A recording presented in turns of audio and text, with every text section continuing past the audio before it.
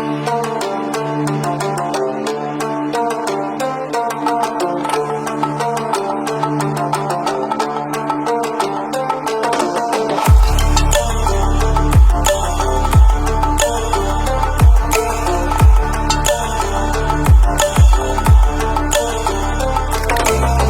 is Token 2049. My name is Madiha Khan for Voice of Crypto, and today I have with me Mr. Emmanuel from U-Topia, the CEO of U-Topia. Welcome and thank you so much for talking to us. Thank you. It's been a pleasure. It's been a chaotic 3 days, but now it's starting to get more stable.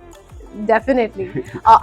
Before I talk about anything, I really want to compliment you on the colorful socks that you're wearing. Oh, thank you. Yeah, so I like funny socks and boring outfits. Yeah, that's a combination. That's a great combination. Thank you. Right now, I have with me Mr. Yat Siu, the CEO of Animoca Brands. So thank you so much for joining us right now. It's a pleasure to be here. Thank you for having me. And I was just talking to you that you've just arrived over here. You missed the first day. So today you're seeing the day two where there's a lot of footfall. What is your experience like here in Dubai? Well, I mean, the flight was heavily delayed, so obviously I missed the first day. But I have to say that the vibe is great here. We've arrived safely. The weather is actually great. Everything's pumping right now. Everyone's basically super excited. So very happy to be here in Dubai, here at Token 2049.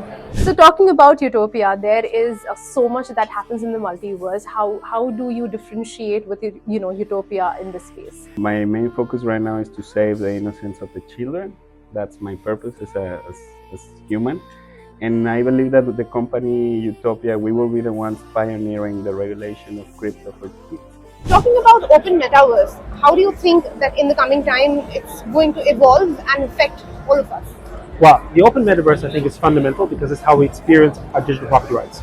I think a lot of people got confused about the metaverse because they looked at Meta, as in Facebook. And when Meta wasn't doing so well, they thought the metaverse was doing well. And they also basically thought the metaverse was, VR headsets and AR and goggles and weird stuff like that. And spatial computing, what Apple is pushing. But those to us are just interfaces to the metaverse. They're not actually the metaverse itself. The metaverse begins with how we experience our own realities, which begins with owning our stuff. The open metaverse is a place that is your virtual space, that is your permanent virtual space, that you can truly invest for the long term. Your reputation, your assets, your existence, your social experiences, everything. If you had to sort of debunk a term for children out there right now, what would that be? I want you to directly address our audience with this. Just one term that you'd want to debunk. Digital persona. What are you in the internet? Digital persona. Okay, what is your digital persona?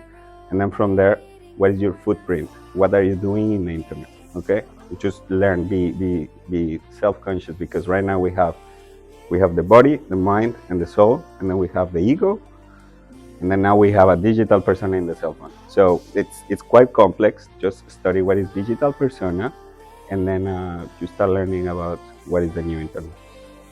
That's nice and very simplified version of really complex things.